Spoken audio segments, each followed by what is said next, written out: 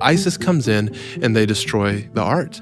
There's something incredibly threatening to this kind of fundamentalist ideology about anyone who can imagine anything beyond what I tell you to believe. So imagination is so scary, which means imagination is so powerful.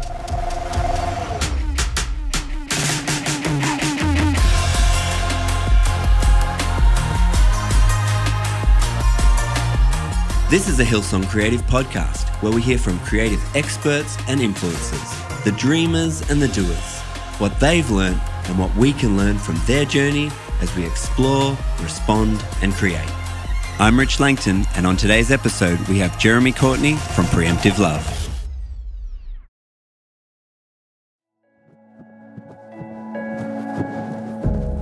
Hey, well, welcome back to the podcast. It's so good to have you listening today. On today's episode, we have Jeremy Courtney from the Preemptive Love Coalition. Some people you meet, they come and go out of your life almost immediately, and others leave a lasting impression.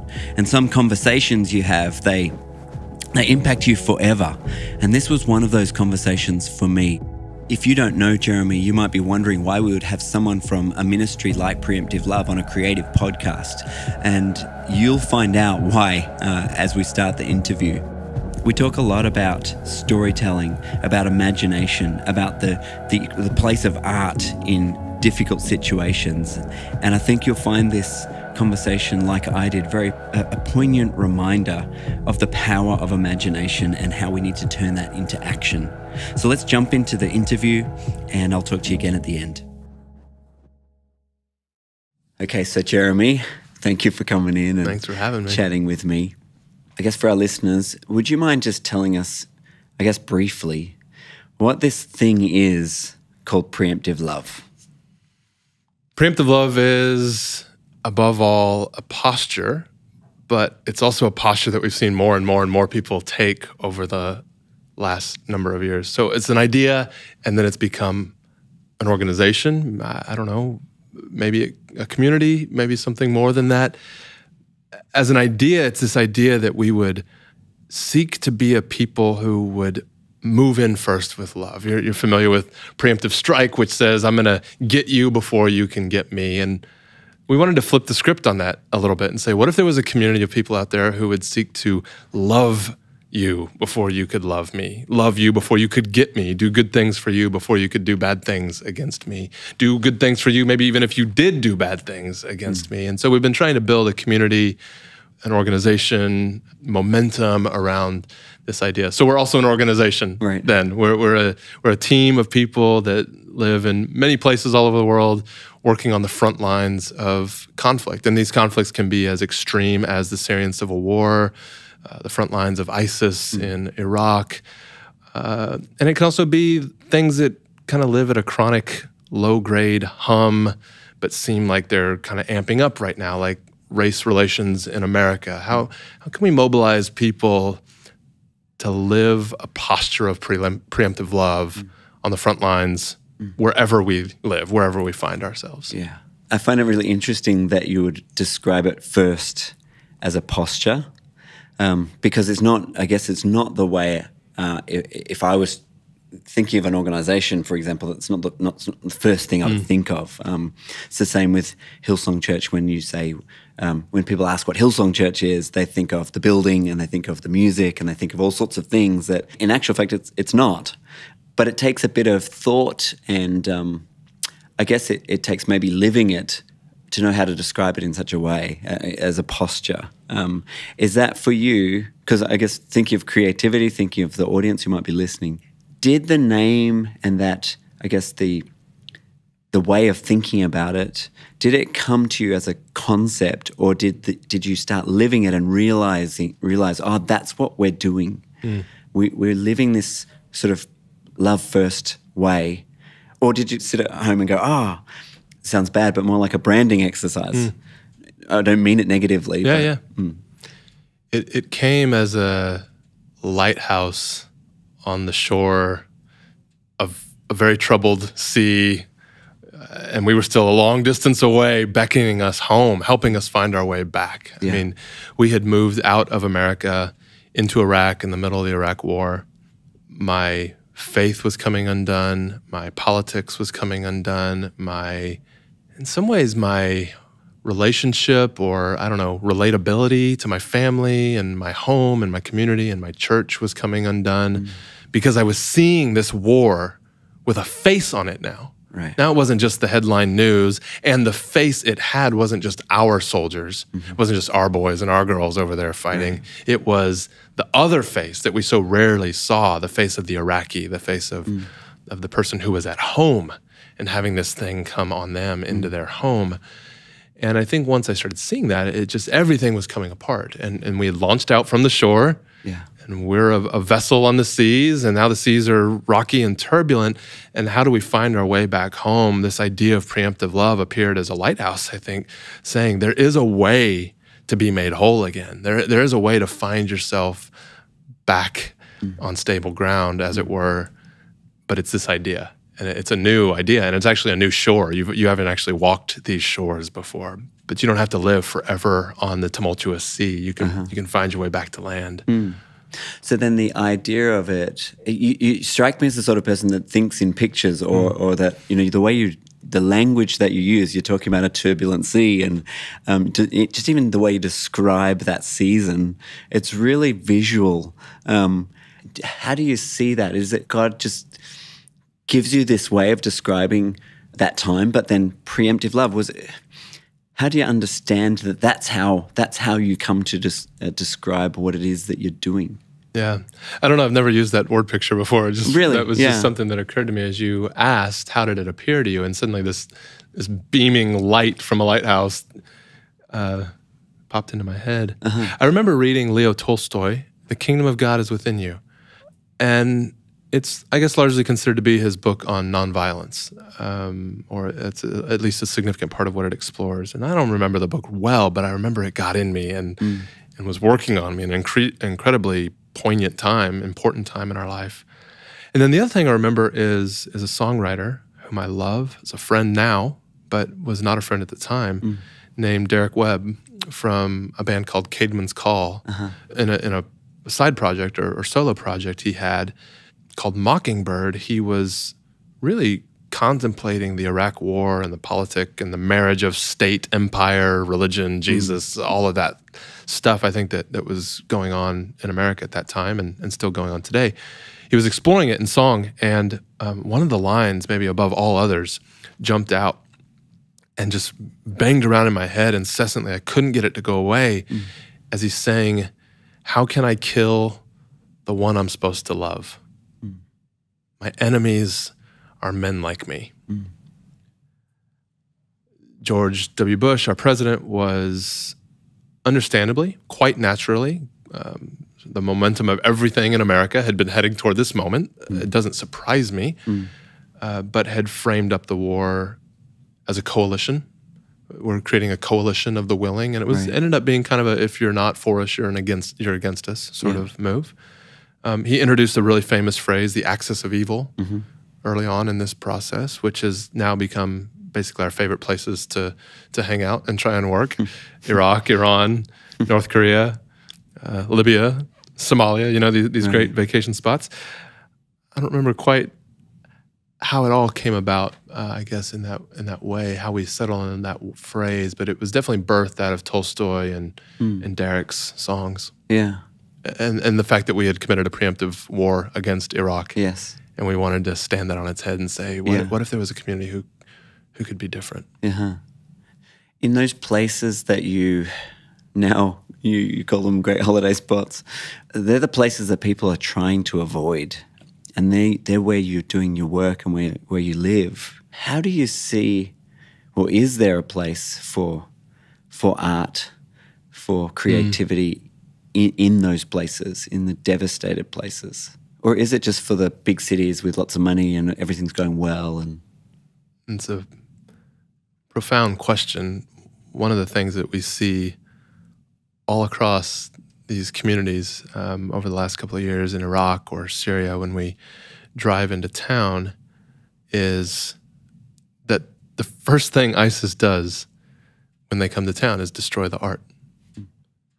Whether it's a school building, that had a couple of kids painted on the outside wall in a mural that just basically means to say, this is where kids come and play. Welcome. Right. Here's Mickey Mouse. Here's Donald Duck. Here's the Smurfs. Boys and girls holding hands, showing friendship and respect for one another in small little West Iraqi village towns. The crescent moon and the cross painted on the backpacks of two kids who are walking down the street together, showing that we don't have to be at odds with one another, that we're in this together. ISIS comes in and they destroy the art. They scratch the faces off the Smurfs. They deface Mickey Mouse.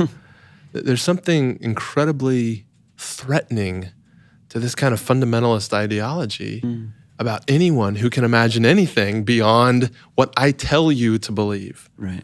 So imagination is so scary. Which means imagination is so powerful. Right. Imagination it should be scary, frankly.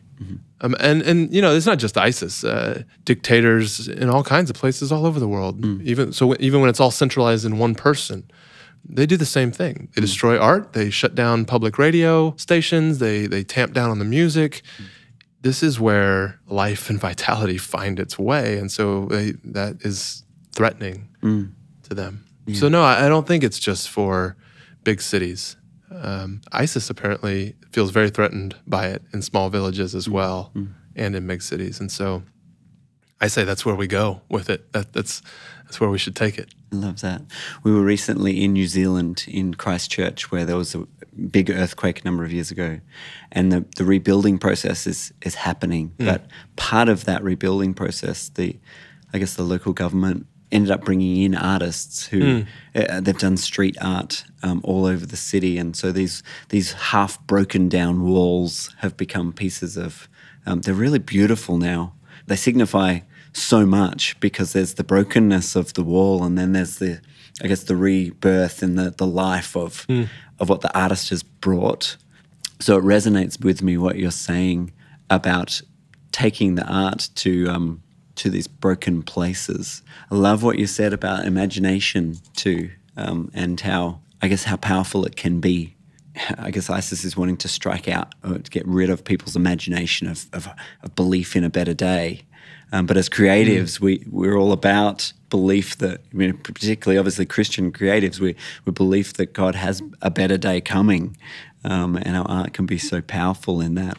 But in that, I feel like, you know, in chatting with you now and previously, part of the beauty of what you, the way you describe things is so poetic, and there's such great narrative and story in the way you describe things. And I think for me, listening to some of the stories that you tell them so well that I feel like, it's crazy, but I feel like I know the people you're describing, and I can imagine what they've gone through and the things that you've gone through.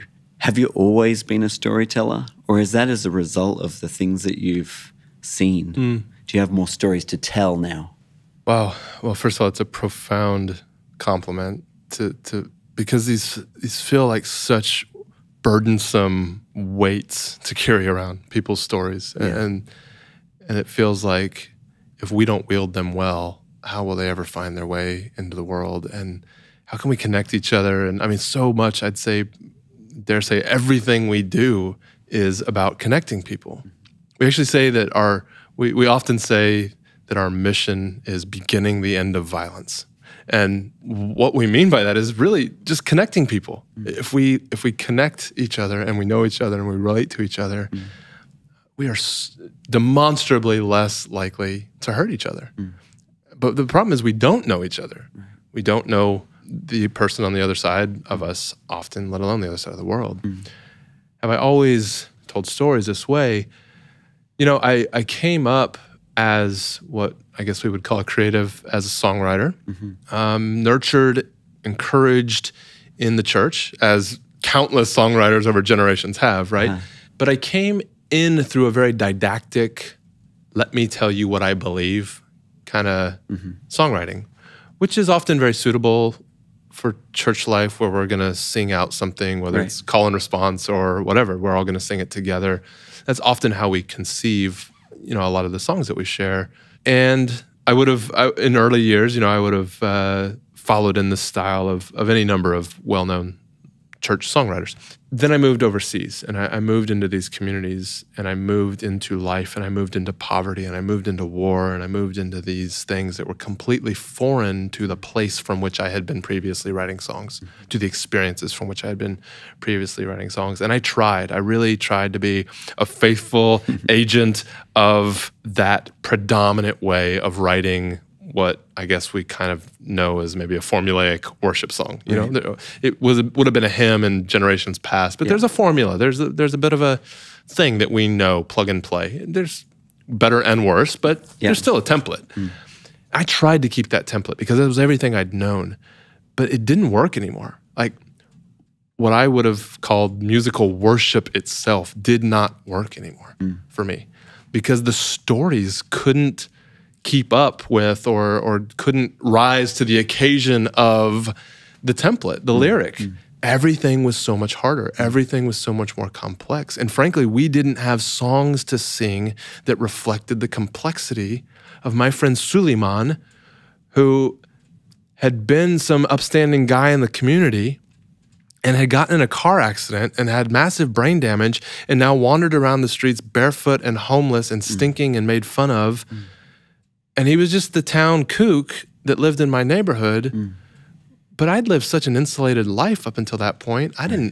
This wasn't even some extreme like Middle Eastern thing or Muslim or war or terror thing. It was just a poor guy. Right. And somehow just his story and then war stories and so many other things, our lyrics just couldn't keep up. And so I started writing my own songs that would have just been in the realm of, the American singer-songwriter kind of thing, like trying to be like Bob Dylan. Right. Just trying to tell a story, even if it's long and interloping and doesn't keep on meter and, whatever. Just try and tell a story. And the more I started doing that, the more my own heart was transformed. And the more I realized, wow, like there's a whole nother thing that I think I can really know as worship. I still love that template, but this other thing of telling a story made me come alive in a new way. I don't know, somewhere along that trajectory, I think I became a storyteller. Yeah. Whereas before I had been a point maker or a reciter of someone else's thing. Right. I understand it. Yeah. We'll get back to the interview in a moment, but I wanted to let you know that this episode is brought to you by our Hillsong Worship and Creative Conference. The conference happens every year in November, and this interview was actually recorded at our conference last year, where Jeremy was a contributor and where we talked about Preemptive Love, and we were able to contribute to Preemptive Love as a conference. It's a conference for all creatives, and as you can tell from this interview, everybody is creative, and there's creative ways to approach every aspect of life. Check out the conference at hillsong.com/WCC, and please register and come and be a part of it because we'd love to have you there. But now, let's jump back into the interview with Jeremy Courtney. This is Jeremy Courtney, and these are my Fantastic Four. The last book I read was called The Four by Scott Calloway, I believe, about Amazon, Google, Facebook, and Apple as the four horsemen of the apocalypse. There are so many jobs that I would be terrible at. But if I had to pick the one job I would be most terrible at, probably anything my wife does. Probably anything that is Jessica's responsibility is the thing that I would be terrible at. And so we get to play this wonderfully complementary role to each other. My favorite place to recharge is probably anywhere I can be alone. It doesn't necessarily matter if that is alone with really good noise-canceling headphones in a cafe or alone in the house with no one there. I need to be alone. If everyone else goes to bed at 8, maybe I only need till 9 or 10 to be alone. If everyone else goes to bed at midnight or 1, then I have to stay up another couple of hours to be alone. The piece of work that I'm most satisfied with is maybe a little bit nebulous to think about in the creative realm, but I would have to say it's the creation and the creativity that brought forth this thing that we call the Preemptive Love Coalition. It's a movement of people. It's a community. It's a legal entity. I guess it'd be easier to choose a song that I've written or a website I've designed or something like that. But I think in many ways all of that rolls up into and was headed toward preemptive love itself. You said something about you realized the value of people's stories and what you're carrying. I guess the thing about it is that we can so undervalue narrative. We can so undervalue what it is we have in our hand, and yet you seem not to be doing that, and I appreciate it. One story that I did want to ask you about, or ask you to tell maybe briefly, but is the story about the soap. Because to me, there's a whole conversation we could have around, I guess, around valuing something as simple as the creativity found in making some soap. But could you land us with the fact that you make soap and tell us why? So there's this small group of people that border Syria and Iraq called the Yazidi people. They're a distinct ethnicity, they're a distinct religion, and they are particularly targeted, hated by a fundamentalist group like ISIS, who would call them Satan worshipers or fire worshipers. But that's not true. We know these people. They're our friends. They would, without hesitation, say they are monotheistic worshipers of God. But ISIS targets them, and they don't fall under the protections that early conceptions of fundamentalist war afforded to Christians, afforded to Jews, afforded to what they call people of the book. And so because this Yazidi group falls outside of that, they've been very easily and wantonly attacked by ISIS. Their men have been slaughtered en masse. Their women have been kidnapped and captured from 9 years old up and subjected to all the perverse things that you can imagine.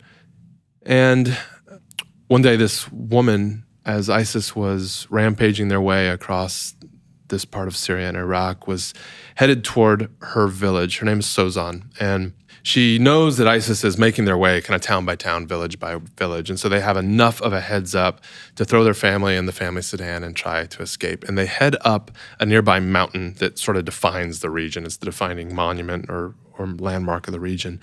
And they escape up the mountain. ISIS chases them to the mountain's edge. Enough of the guys have a few pistols and AK-47s or whatever to hold ISIS off at the bottom for a while. But a lot of those guys die. The women and their children end up making it more up the mountain and reach a relative safety. But it's summer, June, July, that all this is playing out over the course of months.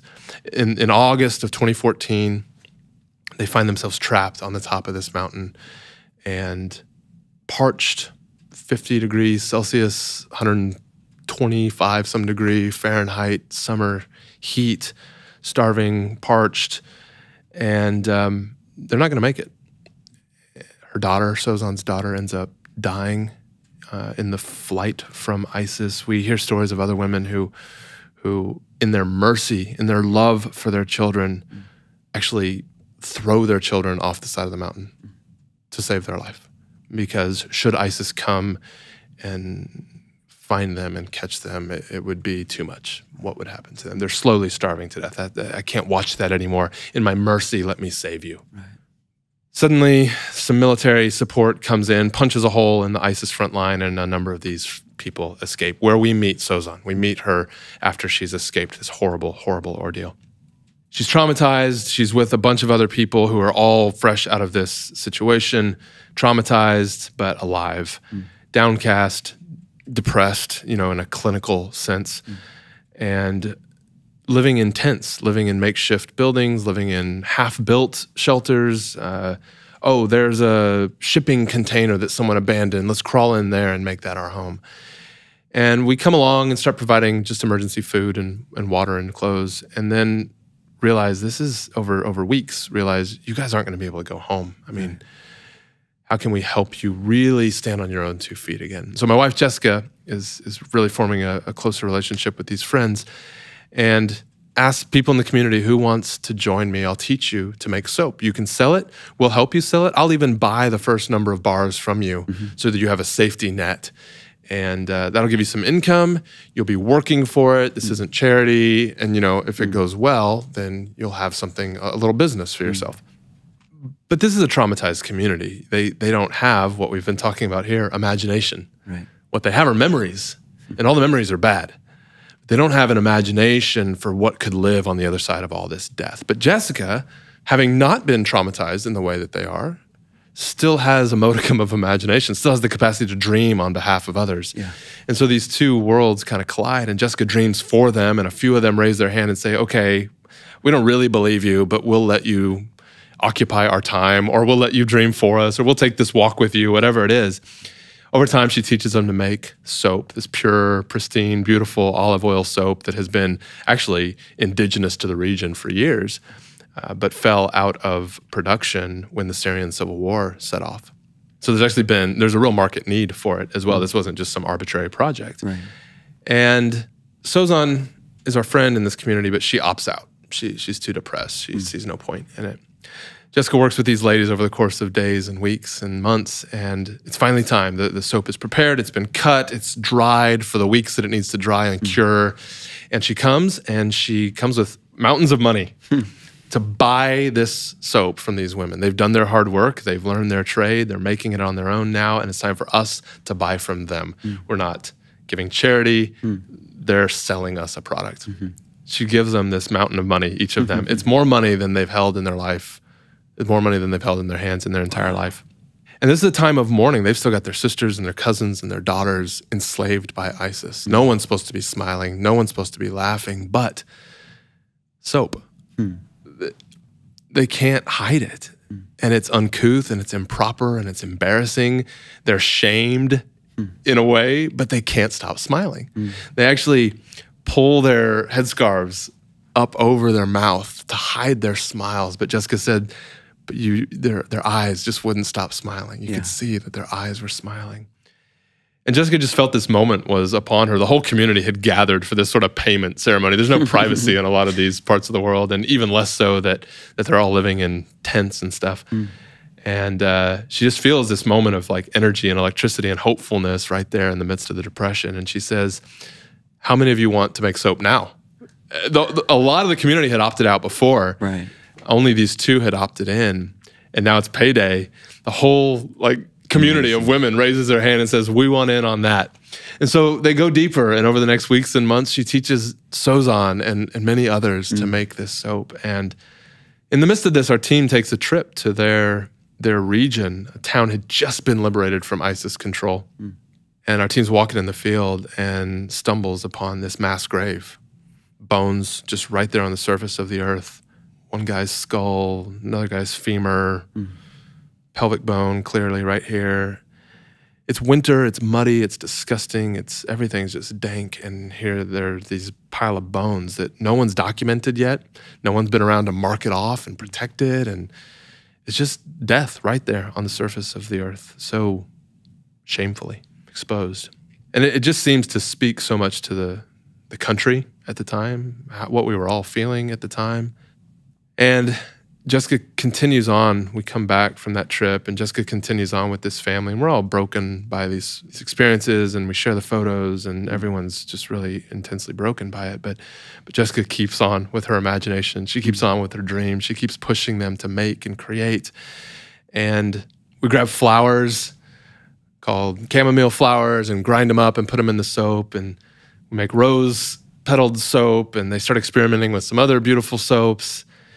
And sometime later in the spring, I guess, I go back to the region where their town had been liberated from ISIS, and we're out walking in the prairie at the base of the mountain again, and we round up over this hill or this mound, and there's this mass grave. Only this time, the entire prairie is just completely covered in flowers. It's just a sea of beautiful flowers.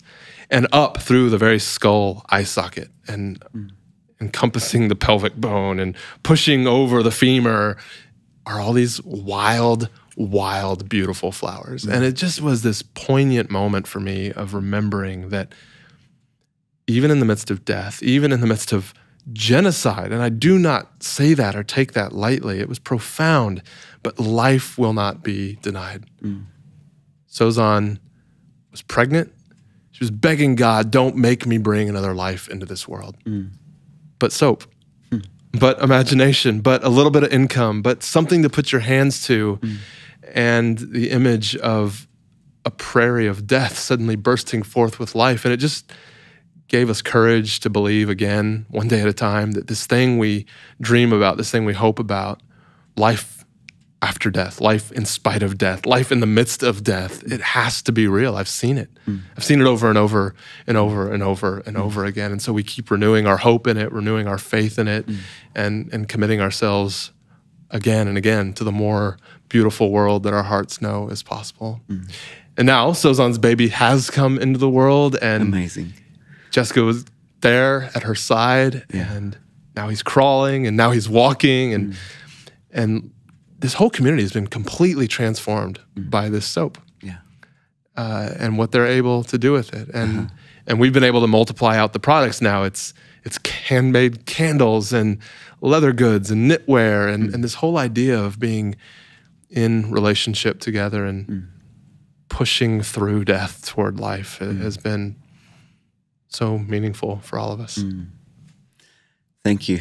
Yeah, there's so much to be encouraged by, I think, in that story.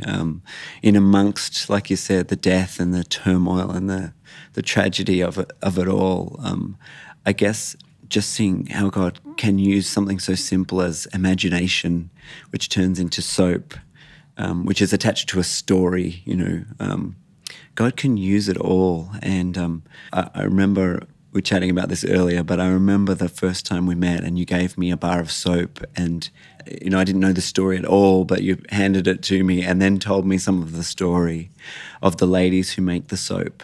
And all of a sudden in my hand, I had what you described earlier as the value of a story. And I remember just walking away humbled that I didn't even want to use the soap, because I think it's actually literally still in our bathroom. I haven't used it because of the value of someone's story really is attached to that piece of creation, that creativity.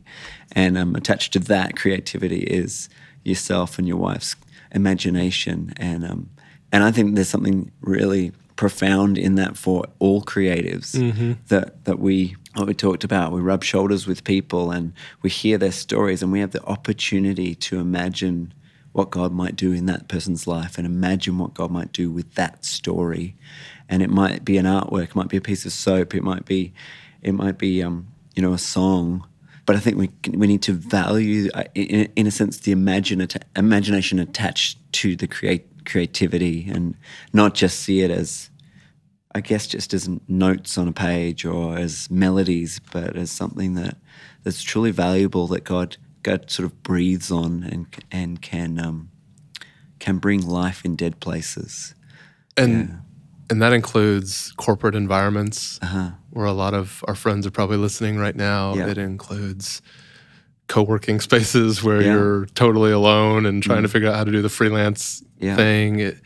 It's inside traditional spiritual work. It's outside traditional spiritual work. It's all spiritual. That's the point. And it's all generative, and it all brings life wherever it goes. Yeah. Thank you so much for coming on. I wish we had longer. We'll have to come back, have you another time. It'd be my honor. It's been fun. Thanks so much. Thank you.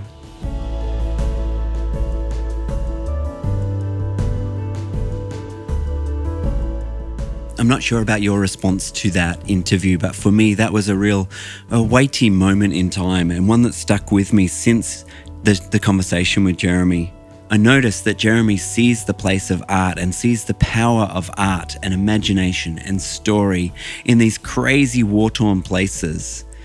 I think imagination can be so easily just not seen or not thought about, and we can not work on our imagination, and we can almost see it as not a godly pursuit to dream and to imagine. And yet it's out of imagination that Jeremy and Preemptive Love were able to the end result was to create soap, which is literally changing lives. hearing someone's story, attaching imagination to it, and then the result is changed lives, and changed lives through a creative pursuit, like creating soap. It seems so little if you just look at the soap, if you don't know the story that's attached to it, but the whole thing is a result of someone imagining what could be and a better way that could be. And I don't know, I think I sometimes just don't even think about imagination and work on imagining and really dreaming around people's stories, whereas Jeremy's just taken the complete opposite approach. And I think it's awesome, and I think we should follow his example. It's almost like imagination has been sanctified in the way Jeremy approaches it. It's been brought, grace has been attached to it, and it's able to be used by God like anything else. And sometimes I think our imagination, because we can be creatives that just want to, be off in our dream worlds, and it can be self-indulgent. We can imagine all this dream world for ourselves, or these pursuits for ourselves, and sometimes we don't necessarily bring it in under the gospel and in under grace. And I love it that imagination of all things could be something that God could use. I think it's when you step back, isn't it, that you can see in someone else's life, oh, that's amazing. Jeremy's over in these far-flung countries where there's real contrast. And yet every day we go into situations where God can use our imagination to bring hope, to bring gospel, and create pathways for people through the mess they find themselves in, the situations they find themselves in. And I think the place of imagination, it's vital in that, if we see it from a godly perspective and if we sanctify our imagination. I love it. I think it's so cool because everybody can imagine. Everybody can bring that to the table. We all have the ability to imagine. Imagination is a gift that God gives us to create new realities. Next up, we're going to switch gears a little bit. We have the Creative Compass, where Mush, Annie, and myself talk about some of the values that we're trying to unpack as a creative community. So over the last few years, we've gone on the journey of, I guess, moving from just being a worship team per se to being a creative team, which encompasses obviously being worshippers, but worshippers in the sense of not just being musicians and singers, but worshippers who lead worship through other things like Mush in your area, the production, sound and lighting, or we have a photography team and a dance team and all the arts. And so being artisans has been something, I guess, that we would value. Can you talk to me a little bit about that? Yeah, I think it's been a really good journey to kind of bring the understanding within the technical realm that these are crafts that are artistic. A front of house mix or a lighting design or a stage design or what, all these things have crafts and specific artisanal kind of skills attached to them. So I think that awareness amongst the team that it's not just something you do in the back and it's just that's a means to an end. It is something that has an artistic expression attached to it. And so whilst it might not look like painting, in and of itself, as you're crafting, as you're pulling your mix together, as you're creating your lighting design, as you're drafting up a stage design, that is in itself an art form that is very much a part of who we are and what we do. Yes. And it's been great because I think it opens doors and it opens the understanding, and it actually gives people license to try new things and to improve and to work and not just look at different avenues of doing the same thing and all that kind of stuff that we really want and want to be able to progress ourselves in. So yeah, it's been really, really good. Recently, I saw one of the ice cream companies here in Sydney advertising artisan ice cream. And I took note of it because I thought it was so funny because they're obviously mass produced, but they're trying to show this handcrafted sort of one of a kind. Lots of effort has been put into this single ice cream. This unique thing. And I almost thought it was like this brass value for them. Whereas what we're trying to achieve in our team is true artisanship, where each area, whether it be lighting or whether it be sound or whether it be singing or dancing or poetry or whatever it might be, that our team take it so seriously and love it so much that they would handcraft, they would utilize whatever's in their hands. God's put something in their hands, and then they would do it so well, they would honor it so well that they would take the time and put in the effort to handcraft that. Right. Yeah. And that could even be, for the worship leaders, that could even be a moment. So we would encourage our worship leaders to be prayerfully considering the flow of their set list and the songs, and really crafting that so that it would be almost handcrafted, like an artisan presenting that to God, but to the congregation to then participate in that. Yeah. Really love the thought that we would do something for the love of it, and that we would care so much that we would handcraft a moment like that.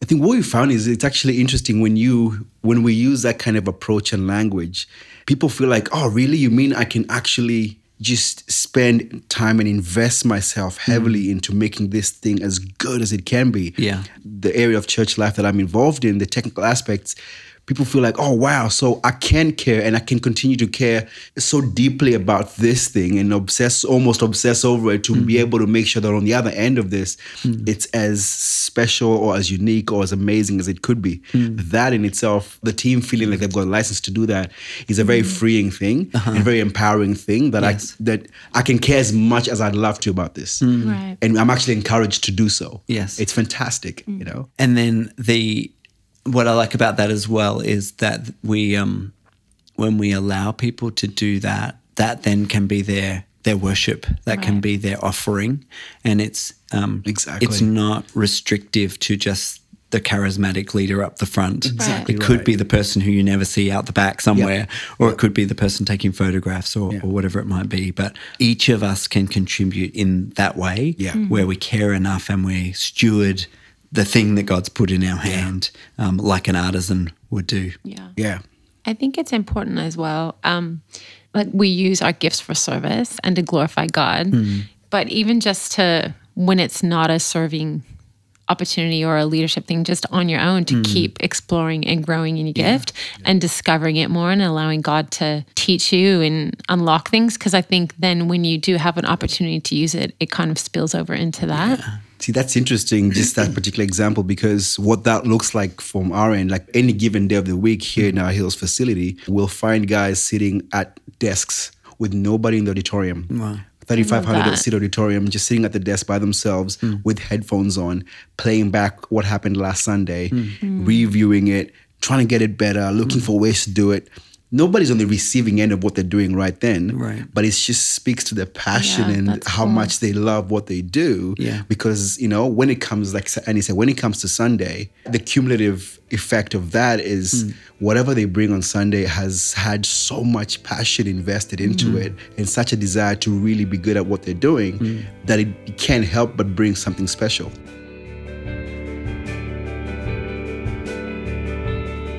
Well, that's it for today's episode. We hope you enjoyed it. If you'd like to subscribe, you can do that on iTunes, YouTube, or SoundCloud. And I'd encourage you to do that so you can be a part of the journey with us. We'd love to hear from you too. So if you want to give us your comments, do that on our Instagram. It's @HillsongWCC. And we'll see you next time.